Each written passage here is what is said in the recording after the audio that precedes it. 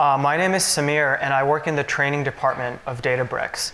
And what I thought I would do is, instead of like telling you what Spark can do with a whole bunch of slides, I figured it'd be more interesting just to do like a live demo and start coding a bunch of stuff and give you like a fast-paced tour of the different APIs and programming engines or processing engines in Spark. So before I get started, just to get like kind of level set the audience's technical background, how many people here have done like hands-on work with Spark before? So I see maybe like 10% of the hands went up. Okay, that's fine. So what I hope you take away is basically some sense of what you can do with Spark. So what we're going to be doing right now is analyzing Wikipedia. This is like the main page on Wikipedia. And if you go to the main page and type in certain things like maybe Apache Spark, then you can see the Apache Spark page. I'll make that a little bit bigger. And this is one of the pages we'll be analyzing in just a few minutes. And the other one is the Philadelphia page. So I think it's that one. And just one thing I want to point out is if you go to view source here, then you can actually see what you can see the code that actually makes up this page. And also, if you go to view history, this is where you can see the different edits that build up the Philadelphia page. Okay, so just kind of keep that in mind. So this is the environment I'll be doing the demo in. This is Databricks. And I have a cluster actually running this Philly ETE cluster that has about almost 300 gigabytes of memory. It's about 8 different machines with one master machine. So this is the machine we'll be using. And I just basically opened up this Spark UI here. And right now you can see that my Spark cluster has not run any jobs. There's like really nothing here. It's a fresh cluster. And also under the storage tab, you'll see that there's nothing cached in memory. Okay, so let me go back to my notebook. So the first thing I should mention is that this is just a notebook environment. This is a markdown cell. And I can do things in here like just run like Scala code like 1 + 2. And then that will be evaluated by my cluster, and I should see the output right away. And this is actually just an image in Markdown. So you can see that it's pointing to an S3 PNG file. So I have like a 5-minute intro, and I'm just going to set up some of what we're going to do. Ooh, okay. It looks like I'm having some Wi-Fi connectivity issue, and hopefully that will resolve by the time I actually start this demo in a few more minutes. So we'll see. If not, I have a static copy of this notebook I can move back to as well. Okay, so we're going to be looking at Wikipedia. There are about 40 million articles in Wikipedia across 300 languages, about 500,000 edits per day, and about 375 million unique visitors per month. It looks like that cell, it still didn't get evaluated. Let's see if that works that time. Okay, so we're going to mainly be looking at the English Wikipedia right now. And that's about 5.1 million articles and 54 gigs of data, 31,000 active contributors per month. To give you a sense of how big that is, it looks like this. If a person stands next to a printed out snapshot of English Wikipedia from February 2016 without images and without the full edit history, it would look something like this. It's actually a lot of data. And our tool of choice will be Apache Spark. It started as a research project at the University of California, Berkeley in 2009. Spark is licensed under the Apache 2.0 license, and the latest stable release is 1.6. That's what we will be using. And Scala is the main component in the source code of Spark, which is about 600,000 lines of code. And there's various engines in Spark. There's SQL or data frames perspective that you can look at your data with. There's also machine learning, graph, and streaming.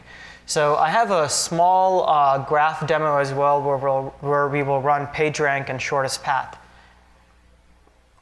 So the goal of Spark is to give users of Spark a unified engine across data sources, workloads, and environments. And you can see for data sources, here are some of the different data sources you can read data from. And you can run it in various environments as well. We're actually running Spark right now in EC2 in Databricks, and most of our data is actually on S3 right now. The main thing you might want to know if you're a developer is that there's two APIs for Spark. There's a data frames SQL or datasets API. This is kind of like the higher level user-facing API that you want to be using. There's an internal API called the RDD API as well that's kind of now not seen all that much in user applications. It's more of an internal API now. And you can see there's actually bindings in Scala, Java, Python, and R, but all my demos will be in Scala. So this is what a Spark cluster looks like. It's just a bunch of different JVMs. There's a driver JVM that's kind of like the head or the brain of your cluster. And the driver JVM is connected to a bunch of executor JVMs. In this diagram, there's 4 executor JVMs. And you can see there's little slots running on executors. And what the driver essentially does is it schedules tasks to run in the executor JVMs. So I work at Databricks. This is the company behind Spark. It was founded by the original PhD students and professors at UC Berkeley in 2013. And last year, the engineering team at Databricks contributed 10 times more source code to Spark than any other organization. OK, so let's hope that our cluster and our environment is functional now. It looks like I got a result back. So hopefully the Wi-Fi and everything will stay solid.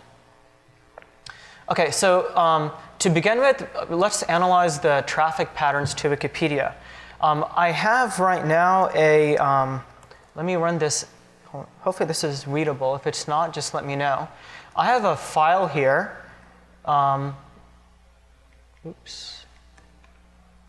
That is being collected every hour that has the web traffic information for Wikipedia. So it's a Parquet file with 3 partitions in the Parquet file. Let's take a look at that really quick, and then we'll create a data frame from that. So hopefully that will work with the Wi-Fi. Let me click around here and make sure it is. OK, well, Wi-Fi looks OK. Yeah, it's not a bad idea. Okay, let me do one more reload of the page. If this doesn't work, unfortunately, I'll have to switch to a static copy of the notebook, which will not be as fun, but it will still be OK.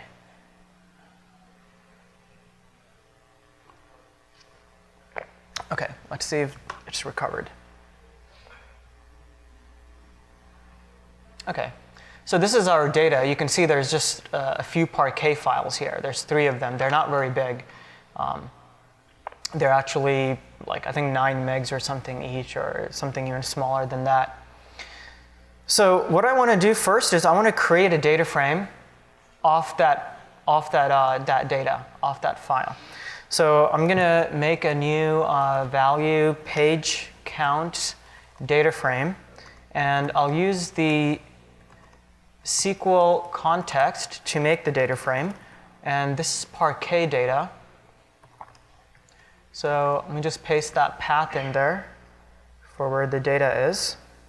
So this data is pretty interesting. What I have actually running in the background is an hourly job that's downloading the data from Wikipedia and then just dumping it on S3, and that's what we're seeing here.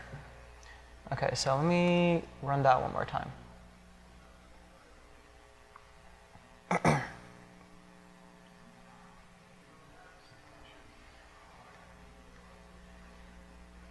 All right, if that takes a bit, then I will switch to the static copy. OK, so that worked. I have a data frame. Let's just take a look at a few of the cells in the data frame. So we'll do page count, data frame, and show me like the first 5 records. So this should show me like the column names and 5 of the records. Ooh, OK, so I'm definitely having some network problems. Try that one more time. And if not, then I will switch. Here's my static notebook. Yeah, unfortunately, I am going to just switch over to a static copy of the notebook. That connecting usually means the Wi-Fi has a lot of latency problems. So that's fine. I have the same cells here. This is what we should have seen when I ran the show. So I'm just seeing some of the data. I can see that it shows me project. That looks like it's English, article, how many requests came in for that article in the past 1 hour, and how many bytes were served to fulfill those traffic requests. So this is basically what we're looking at. There's a project name, title, number of requests this hour, and the total size of the data returned. So one thing we might want to do is, what were the 25 most popular English articles in the past hour? So I ran this cell not too long ago. It was just maybe like a couple of hours ago. So notice what I did here is I took the page count data frame, I ran an order by transformation, and I want to order it by the requests column in descending order, and then limit it to 25 results. And I'm wrapping the whole thing around one of these magic commands in Databricks called display, which will simply print out an HTML table with this data. So when I ran this a little while back, you can see that just a couple of hours ago, for some reason, this Dash article is trending on Wikipedia. There were 10,000 requests. That's kind of odd. I wonder what that is. So I can go to like the Dash article. Quotation mark, I guess. That's the article. Bad title. Hyphen minus. OK, for some reason that was trending. But you can see there's other things that are trending in the last hour. Donald Trump seems to always be in the top 10 most viewed articles on Wikipedia. I guess this movie might be coming out this weekend, the Jungle Book movie. Panama Papers is trending. And Scarlett Johansson, maybe she's in one of those movies. Java is always in the top 10 or 20, I've noticed, which is kind of interesting. And Game of Thrones. OK, so that was like an interesting query we did on the web traffic information. Another thing I can do is, well, I'd love for this to be a live demo. It looks like that recovered. Maybe I'll try to do this as a live demo, and I'll come back to this if there's a problem. OK, so once again, we can run that same command here. Let's see if it responds quickly. Yeah, there's the dreaded connecting again, so maybe not. Yeah. All right, let's just continue. So let me show you a little bit more, a few more things you can do. So we saw the 25 most popular articles. This is interesting. We can also cache a data frame and put it in memory so that we can operate on it much faster. OK, so this did just update. So this is what's going on in the past, literally the past 1 hour. So you can see Donald Trump is still up there. There's a cricketer who's popular right now as well. OK, so the next thing I want to do is I want to cache this data frame and put it in memory. Ooh, OK. All right, sorry about that. I will totally switch over to my canned demo, unfortunately. OK, so you can cache a data frame like this. And I can see that this specific data frame had about 2.2 million rows. So what I'm doing here is I'm actually caching the data frame, and then I'm triggering the cache to be implemented with the count action. Because the operations in Spark are lazy. So if you do something like a cache or a transformation, nothing actually happens until you call an action. So the only reason I'm calling this count action here is really just to trigger this cache to run. And that took about 10 seconds. And if I do the count again, it would run in probably like less than a second, about a tenth of a second. I can also check how many partitions are in the data frame. So I have a data frame here, and I'm converting into an RDD and then calling the partitions method and then the size method. And I can see that this partition data frame is made of 3 different partitions. So what this means is that if you have a cluster with 100 different executors, then you probably want a data frame with at least 100 different partitions, so that 1% of your data frame is on each on one of the executors. OK, let's see, what else am I doing here? Okay, what percentage of the 5 million English articles were requested in the past hour? So here I'm actually just calling count on that same data frame, and then I'm dividing it by 5.1 million because I know that's how many articles are in English Wikipedia, and then I'm just multiplying it by 100 to get a percentage, and I can see 43 here when I ran this like a couple of hours ago, which is kind of interesting. This means that almost 40% of Wikipedia was requested in the past hour, at least once. So it's pretty fresh.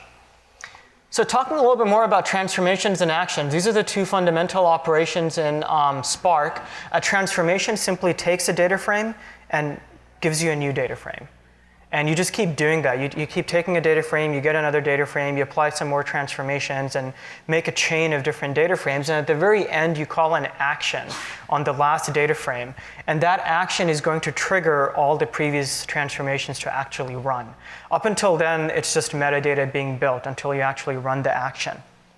So here's some transformations and actions. These are some of the lazy transformations like select, distinct, group by, sum, order by, filter, and limit. You can see some of the actions here as well that actually trigger all the computation to take place. How many people here have used something like Python pandas or like R data frames? Okay, maybe like 3 or 4 people. So one thing you might want to know about Spark data frames is that these are immutable. So you can't do, like in pandas, you can do the in place operation to actually update the pandas data frame in place. You can't do that in Spark. You have to keep generating a new data frame. And the other thing is that this is probably the first implementation I've seen of data frames that actually uses this idea of lazy transformations. In pandas or in R, as soon as you call one of these transformations, it actually takes place right away, but not in Spark until you call an action. Okay, so here's another query I ran. How many requests did the Apache Spark article receive during this hour? So here you can see that on that same data frame, I'm calling a filter operation, and I'm just filtering on the article column, and I'm looking for Apache Spark. Then I'm triggering all of this to run with the show action. And I can see that Apache Spark received 103 requests in 1 hour. Like this is about 2 hours ago. The Philadelphia article received 250 requests that same hour. Which Apache project received the most requests during this hour? So here I'm doing a filter, but I'm doing it with a regular expression, looking for any article that starts with Apache underscore. Then I'm ordering by requests in descending order, and then I'm triggering everything to run with show. Right? So show is the action, filter and order are both transformations.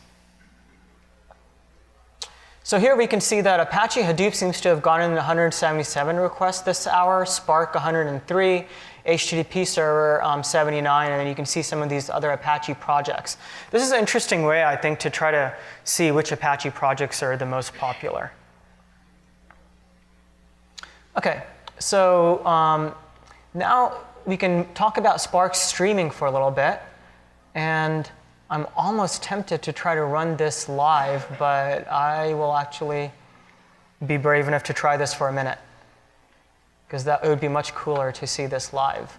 Okay, so this is the live edit section.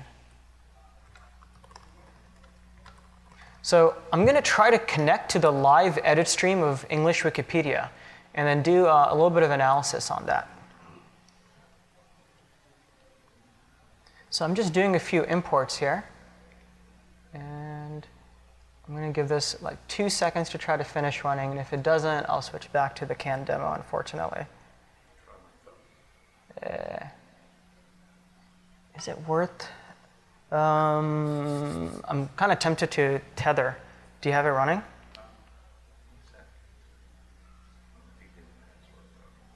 I can also just do it on my phone. Let me try this for 1 minute. If it doesn't work, then we'll switch back. Okay, so this should just take a second to set up.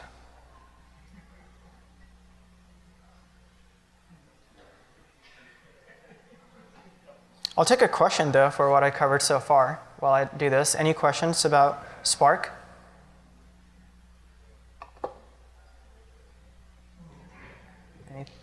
No one? How did you set up your lab environment? So this is actually all running in Databricks. There's very little I set up, except for I did a little bit of munging of data files. So basically, I have a job running in the background here in Databricks.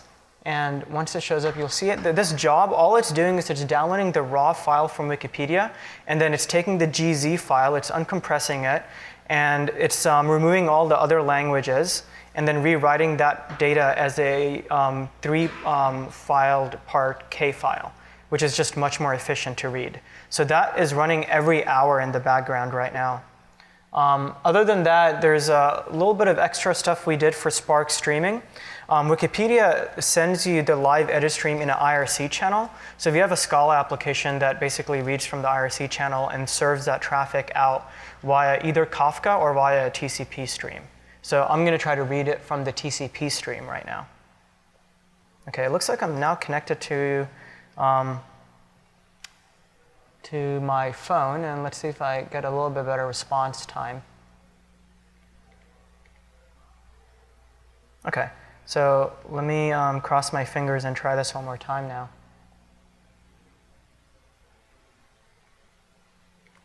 And maybe if this loads, I can show you those 2 Spark jobs. See, this is like the page count downloader that's just running a notebook every hour, and that notebook has all the code to download it and do all those things. OK. So let me go back.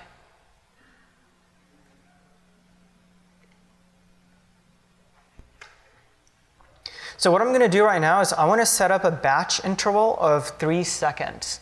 So every 3 seconds, I want to keep collecting data. And whatever data comes in that 3-second batch interval, I'm going to run some operations on it. So Spark streaming is not a per event-based stream processing engine. It has a micro-batch architecture instead. So you basically can set up batch sizes as small as about half a second. It's not recommended to go less than that. If you need to go into the millisecond territory, then you probably want to use a specialized stream processing engine. So the lowest you can go is half a second, but I'm going to use like 3-second batch intervals. So I'll set that up as 3 seconds. OK? And I also have a streaming server and a port set up. So this is the server in Amazon that basically is connected to the IRC channel on Wikipedia, and it's listening to like something like 7 different languages. OK, so that's all I did so far. I have some imports here, and then I have a batch interval, and I have my streaming server and port set up. So now all I have to do is start my Spark streaming context. So I'm going to make a new context called SSC, that's Spark streaming context. This is a new streaming context.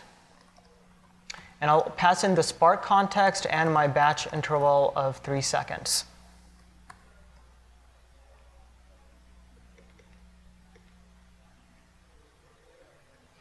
OK.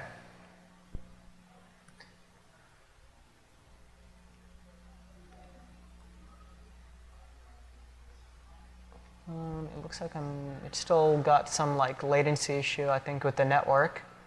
But what I'll do next, as soon as that gets set up, is I'm going to create a D stream.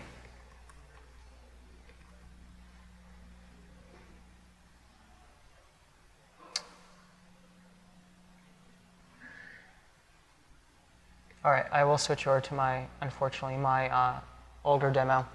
OK, so here's what I was doing. I was making a Spark context. And then what you do is you make a D stream. This is a discretized stream.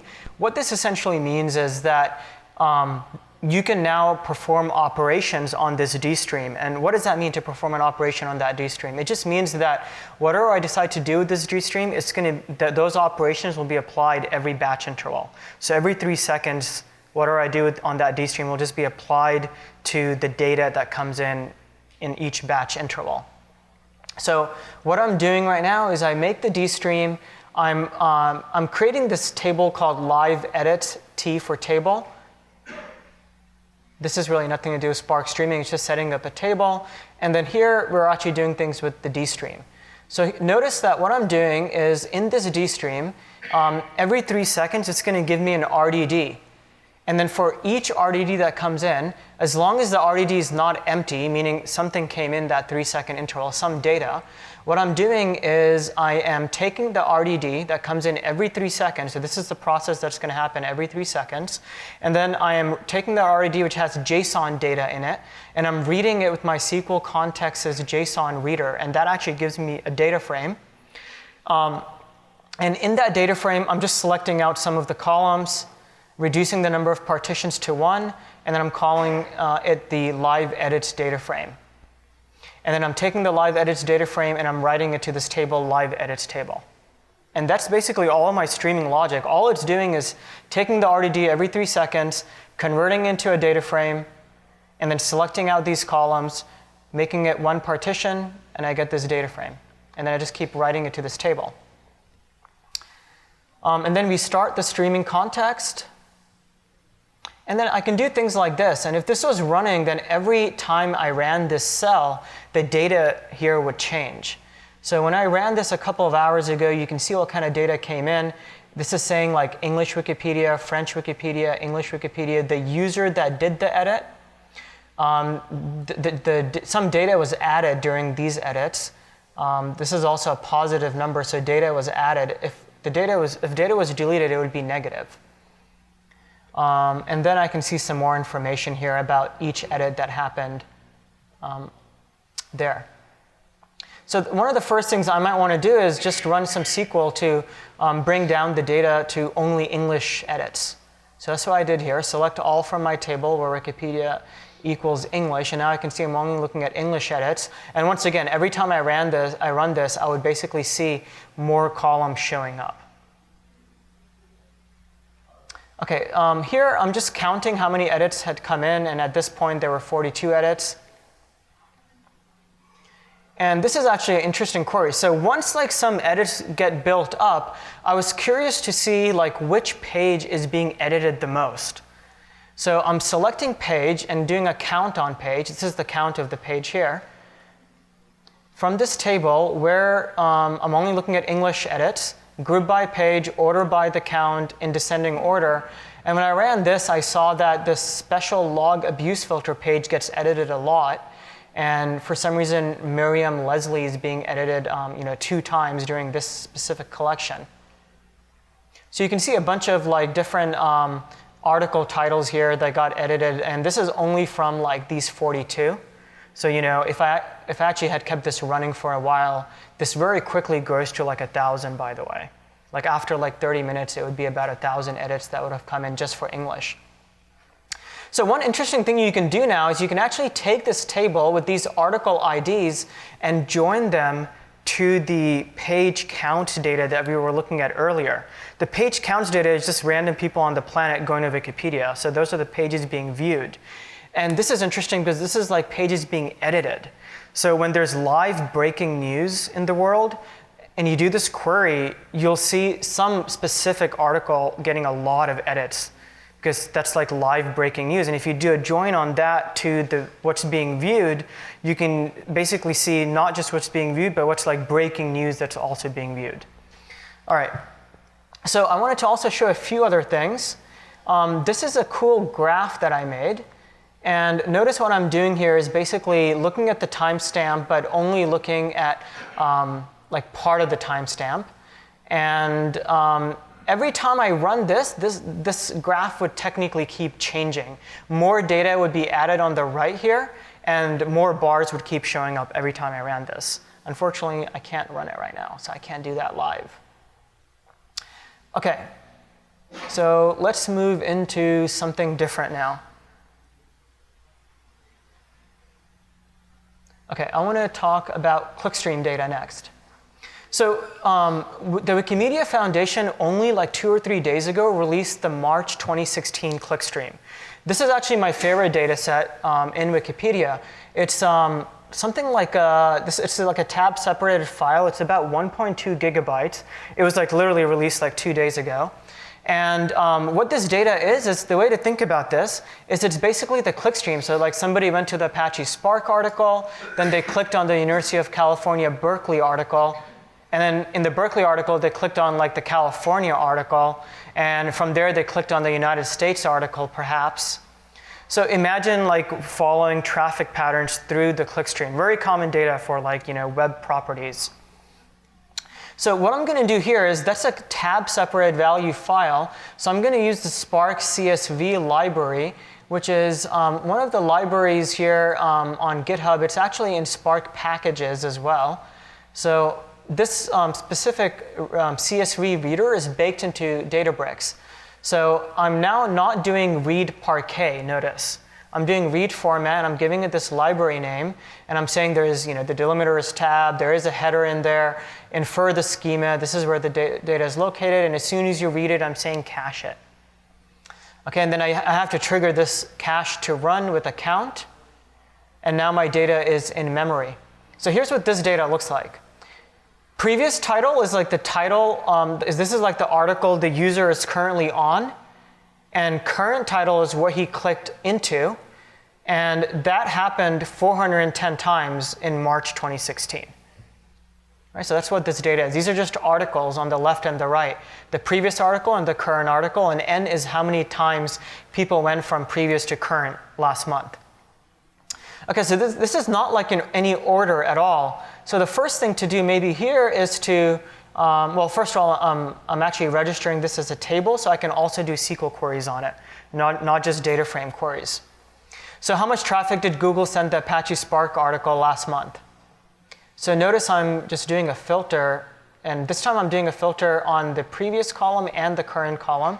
I want the previous to be other Google and the current to be Spark, and it's 33,000 times Google sent traffic to Apache Spark.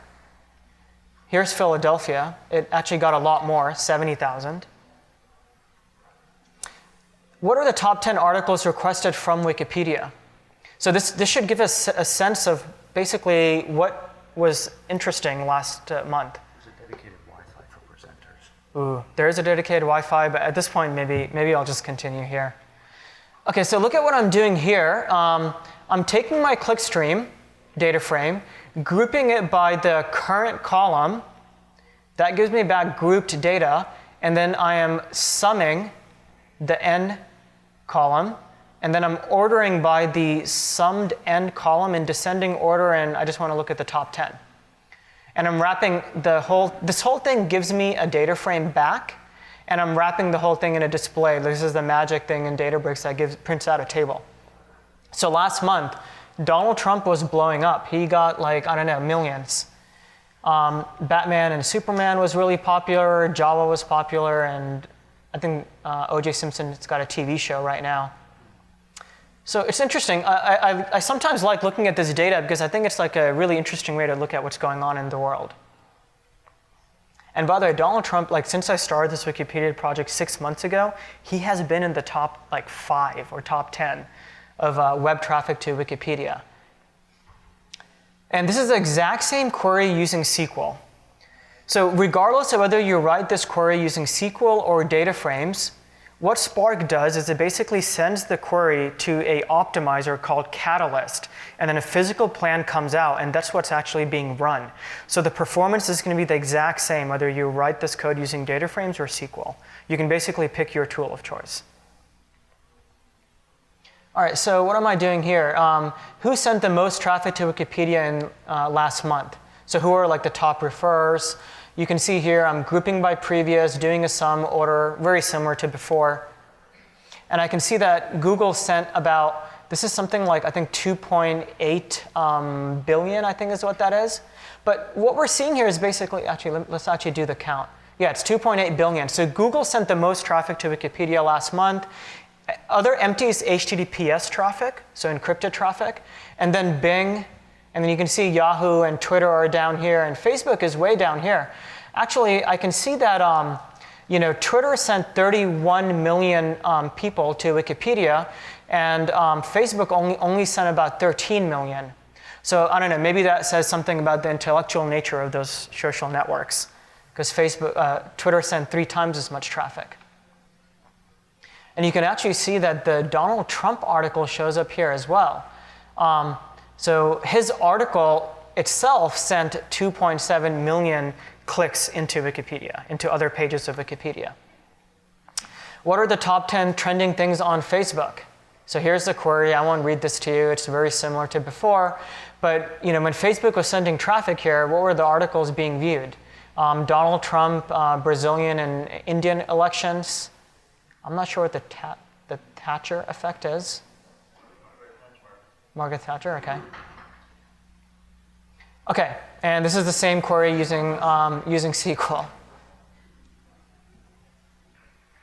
Okay, so one last thing before I do some machine learning. What does the traffic flow pattern look like for the Apache Spark article? So, this is something really interesting. What I'm doing here is I'm making a new data frame. From the Clickstream data frame, I'm basically doing some operations like grouping by current and sum and renaming this sum n to in count because it's easier to read. And I get this other data frame called page views per article data frame. It looks like this. It just means that this is like Luxembourg got this many hits incoming last month. This is not ordered, obviously. So these articles got this many hits. And then what I'm doing here is this article forwarded onward this much traffic out of this article. So there's like the out count, up there was the in count. So like the Jordan Klepper, whoever that is, his page sent like 879 clicks onward into other articles. Okay, so that's kind of cool. I have these two data frames. One is incoming traffic into the article, and this other one is data traffic leaving the article. And then I can join these two data frames like this. So notice I'm joining these two data frames on the current equals previous column. And then I'm ordering it by in count. So I'm ordering it by this column, and now I have this join data frame, in-out data frame. And look at what we're seeing here. Like we see Donald Trump and how many people came into his article and how many people clicked out of his article. Now this is kind of hard to read and do these numbers. So what I did here is I made a ratio column. It's just some simple division of in count out count divided by in count. And now it's interesting to read because I can see that for the amount of people who came into the Donald Trump article, only 13% clicked onward. For the movie article, though, Batman versus Superman, 40% of people clicked onward. For the Java programming language, 1% of the people clicked onward. So this gives you a sense of these articles, right? Like basically Donald Trump, or like this is a movie, Batman versus Superman. Probably when people arrived on that article, they had a lot of time to kill.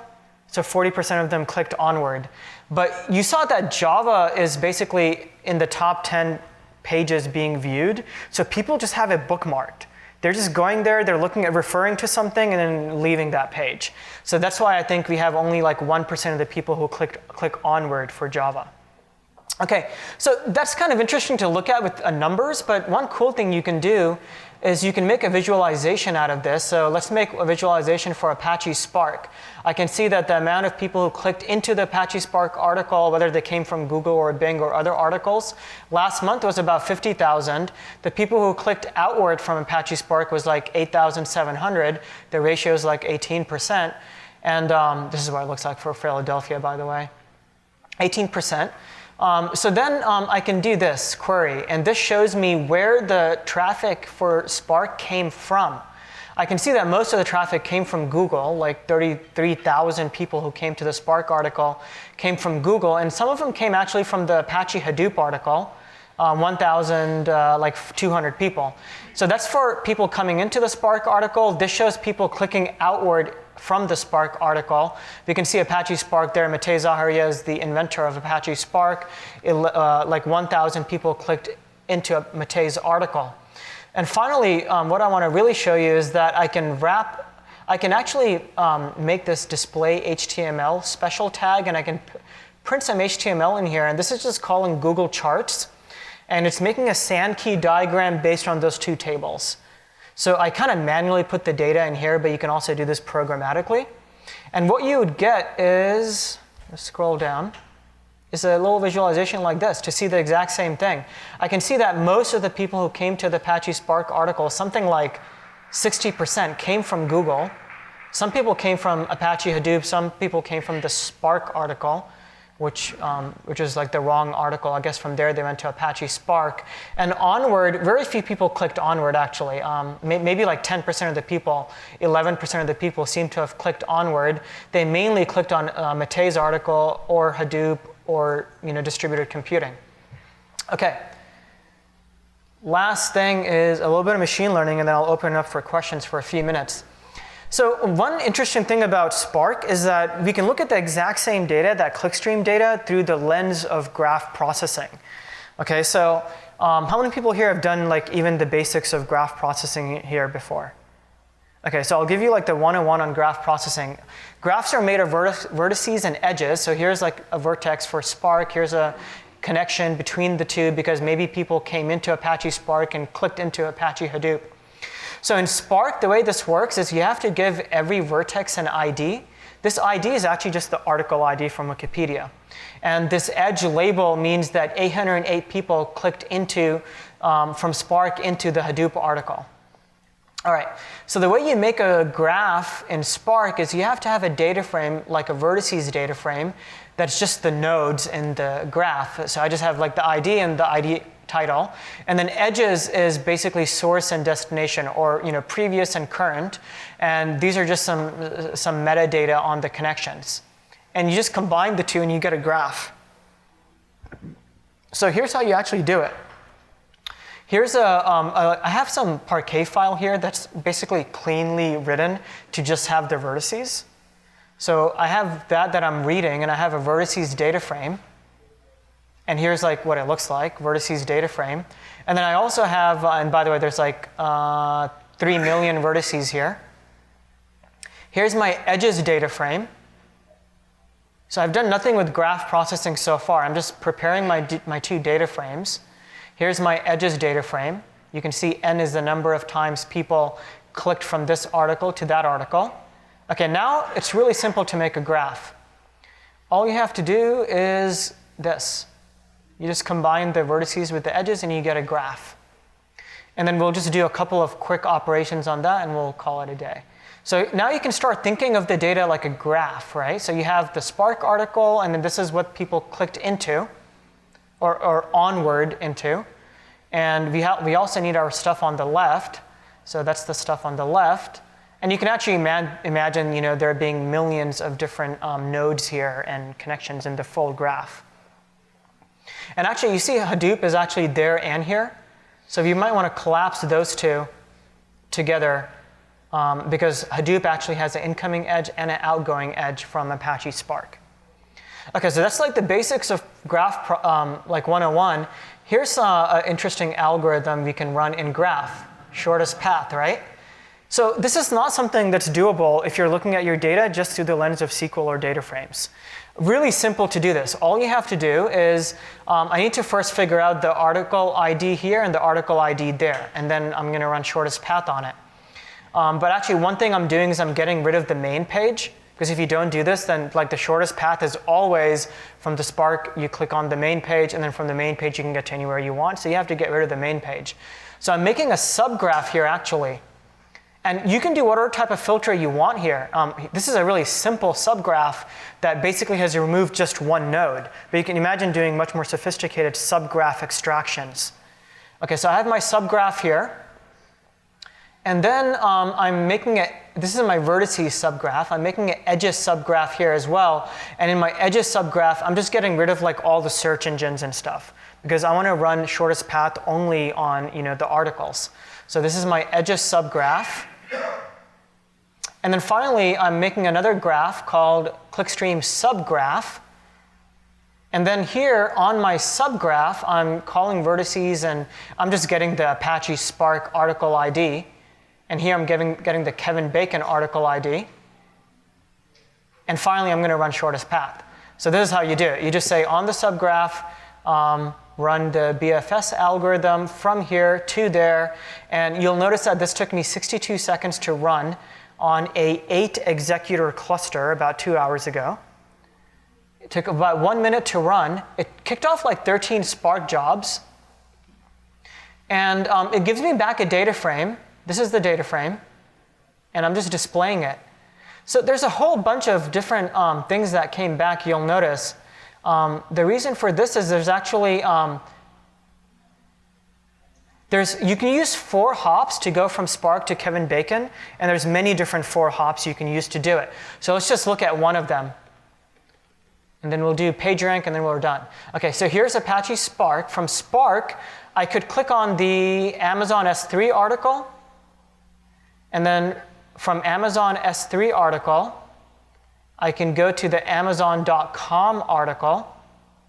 From the Amazon.com article, I could go to the Google search article. And from Google search article, I guess I can go to Kevin Bacon. But there's other ways to do it too. This is going, OK, it's still Google search. It's ending up going into Google search. Let's see. You can also go from the wiki article to Kevin Bacon, or actually a movie to Kevin Bacon as well. So these are all 4 hops. That's why they all came back as the shortest path. There's I think a handful of ways to do it. OK, last thing is PageRank. So PageRank is an algorithm that basically will show you which vertices are the most important in the graph. So this is like the common algorithm that Google runs on web pages. And actually, the word page here in PageRank does not come from the web pages. It comes from Larry Page, I believe, one of the founders of Google, who I guess invented this algorithm, or the current modern implementation of it. So notice how we're going to run PageRank. On the graph, just call PageRank, and I'm going to run it with 3 iterations. And when I run this, it actually only takes 35 seconds to run. This is on a small cluster there. So it takes 35 seconds to run on an 8 executor cluster. Now this is with something like 3 million vertices and something like, I think it was like 22 million edges. It was quite a bit. So when I run PageRank, when I run PageRank, then I get a data frame back. And what I actually want to do is, order it by the PageRank column to see the most highest ranked articles first. So that's what I'm doing here. On the PageRank graph, call the vertices, and that gives me back a data frame, and then I'm ordering it by PageRank in descending order, and just let's see the top 30. So these are the 30 most influential articles on Wikipedia.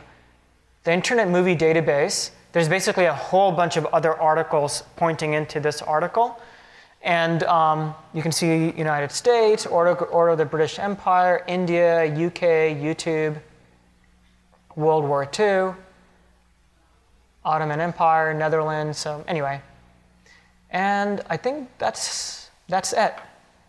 If you're interested in playing around with any of this data, including these notebooks, I urge you to go to databricks.com, and if you go here to Community Edition, if you sign up for Community Edition, you can get free access to Databricks, where you'll get access to this notebook environment. And in this notebook environment, in about 1 month, we will be releasing almost all of that code you just saw in 15 different notebooks under Creative Commons, which will all be open source code.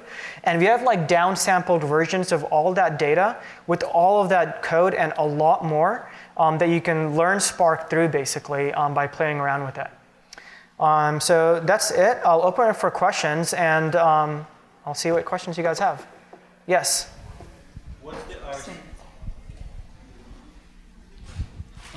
the IRC channel that the Wikipedia? The IRC channel for Wikipedia is irc.wikipedia. So it's irc.wikimedia.org is what it is. Yeah, you can just do a Google search on IRC channel, English Wikipedia, and you can find it. But if you sign up for Databricks, and if you do it through the open source data we'll be releasing in a month, then we already have that special server running for you that you can consume the feed from us. Well, one thing I should mention about the IRC channel is I wrote the server in this query, and it is written in Scala for those of you who give a crap. But that the server actually has to read that Wikipedia channel, which is really ugly and horrible looking to parse. It's a regular expression nightmare. I adapted the code actually from a Node.js module that's already out there. So if you like Node, which I confess I do not, there's already a module that will parse that for you and dispatch that information out. We had problems with the node-based server. It quit responding, quit answering the phone like every 2 weeks, hence my rewriting it in Scala. But the point is that if you were to connect your favorite IRC channel to irc.wikimedia.org, what you see is really, really, really ugly. So you really don't want to try reading that directly from Spark. Yeah, so that's why Brian's code is giving me back an RDD that's just JSON that I can read into a data frame. This is Brian Clapper, by the way. He is also a trainer at Databricks, and he's based out of Philadelphia for anybody who wants to connect with him. Any other questions? Yes, just hang on 1 second till the mic gets there. Yes. Hi. You mentioned about cache, like setting the cache. Mm-hmm. So is there a TTL value which we can set in the cache? Like, so if you want to recompute the data of the cache. Is there a what value? ETE? Like time to live? Like time to live? Yeah. No, you can't do that right now. But the way the cache works is if you start running out of memory, then it will evacuate the oldest things from memory to make room for the newer data that you're trying to cache. However, if there's plenty of memory space available, it will not evacuate the old data from memory. Now, one thing you can do is you can not do just cache, but you can do data frame .persist memory and disk. And what that will do is it will attempt to put that data frame data in memory. But if there's memory pressure later on and it has to get rid of it from memory, then instead of just totally deleting it, it'll just spill it down to local disks, usually local SSDs, so that if it ever needs that data again, it will just reread it from local SSD. If you don't do that, if you just do .cache and it just deletes the older data from memory completely, and then later on you need that data that got deleted, Spark will automatically just read it from the original source. So maybe your original source was a Parquet file. It'll just reread it from Parquet file later on when you do need it. Okay. But you can also do unpersist. If you're trying to get rid of data, you can just do the data frame .unpersist, and you can remove it manually out of memory. Got it. Thank you. Cool. Any other questions? Yes. Hi. Thank you. The example where you coalesced the data to one partition, assuming one node that means, and then writing it out to a file, would that to optimize the network traffic to write from one node? Yeah, the reason I was doing that specifically is because, so the way Spark streaming works is there's like this internal setting that's called block interval. It's set to 200 milliseconds by default. This is not the batch interval that I was talking about. The 3-second batch interval is still the 3-second batch interval, and every 3 seconds you get an RDD. Now, that RDD that I was getting had about 1,000 partitions. The reason for that is because of that internal setting that's called block interval. It's set to 200 milliseconds. And what that means is when the stream of data is coming in, every 200 milliseconds make a new partition. The next 200 milliseconds make another partition.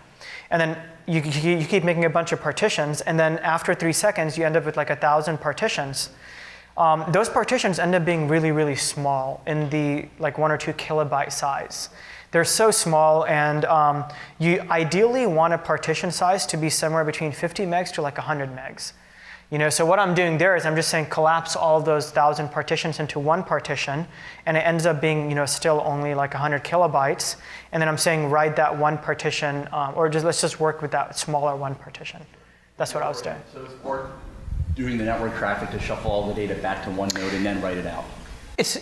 For me, it was worth doing. The better strategy actually to use would be to change that block interval setting from 200 milliseconds to something like 10 seconds or 20 seconds. That would have been a better way to do it, actually. There's actually another issue here as well that's worth pointing out, because I did some initial prototyping. On this same job, and we ran this past the guy who does the data frame work. And part of the problem is as well, the table, when he created the table here, this is not a JDBC table, right? This is a Hive table. And in fact, in this environment, it's a simulated Hive table backed by S3. Now imagine 1,000 partitions being written simultaneously to this S3 backed Hive table. It takes forever. By coalescing this stuff down in memory to one partition, yes, you pay the shuffle penalty and the network penalty, but the overhead of writing it into that Hive table is significantly lower, and it's the classic trade-off, right? It's just worth the extra penalty of all those shuffles because you're buying back all the time it takes to write that data into the Hive table. Cool. Any other questions? Yes. Can you talk about the hardware that you used on AWS? Yeah, so like basically this is all I did. I just went to like clusters this morning. I went to create cluster and I typed in like, Philly conference. I picked the latest version of Spark and then I picked not spot but on demand. And you can choose how many of our nodes you want. I chose 8. You can choose whatever you want. And you can see that it shows you how much memory and how many cores you're going to have. You can do some advanced settings here, like you can pick the availability zone in Spark, and you can pick memory or compute optimized clusters. You can go to Spark here and type in advanced settings as well. And then basically, after you do that, I just clicked like create cluster. That's what I did, and you can see my cluster is launching. And what it's doing in the background is it's launching EC2 machines. I think they're R32XL or something like that. They're EC2 machines with 8 vCPUs and 60 gigs of RAM. Those machines are launching. On those machines, where Databricks basically puts 2 containers on each one of those machines. And that's basically the infrastructure in the background. What you see here that's called a node, this worker basically is actually a container that's a 30 gigabyte container that lives on that EC2 machine, and you can get 2 of these containers on each one of those EC2 machines.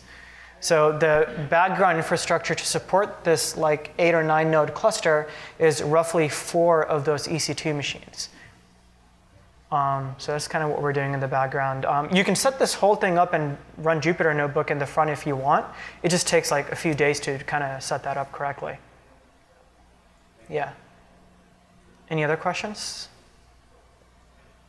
Yes. So I'll take maybe that question and then one more, and then we'll call it a day. So this is about a use case which I'm solving. Like there is a stream of data which coming to Spark, and I had to do enrichment using a JDBC or Oracle database or some other thing. And that's a reference data in the Oracle. So what I want is like I want to cache this data like for a particular hour, like because the data doesn't change for me. So it's regular intervals I need to read it. Like every hour I need to read the data. So is there some kind of mechanism which you have? Yeah, so there's something called broadcast variable. You can go to like Spark documentation by going to Spark docs here. And if you go to this documentation and then go to programming guide and this programming guide, then you can search here for under shared variables. There's something called broadcast variable. Now what this is basically you can do that one-time read into your Oracle database and I don't know, read the 1,000 rows that you care about. And then you can broadcast that chunk of 1,000 rows to each one of your executor JVMs, which will now have a local copy of the full 1,000 rows. And that's a static copy now that every executor has. And then when you're doing like Spark streaming and you want to do like a join to that data is already available in every executor. And it's a much more efficient join. So you want to use broadcast variables when your like join condition data is like less than maybe like 10 or 50 megabytes. I see. So this will make your join significantly more efficient. And sometimes Spark SQL will internally use this as well. So the Catalyst optimizer, when you have a really big data frame that you're joining that's like a terabyte in size to a small data frame that's like 8 megabytes in size, if the second data frame is under 10 megabytes, it will use internally this broadcast mechanism anyway. Okay. But you can do it manually like that too in Spark streaming if you're interested. Is there some kind of schedule which we can run like every hour, just read this in the backend database? Yeah, you could like basically you can make a Spark job that basically runs on your cluster and then like every 10 minutes just reads from Oracle and broadcasts out the new thing with the timestamp and the name or something. Got it. Cool, I'll take one more question and then we'll call it a day. Anybody else? Nope? All right, cool, thanks guys for coming.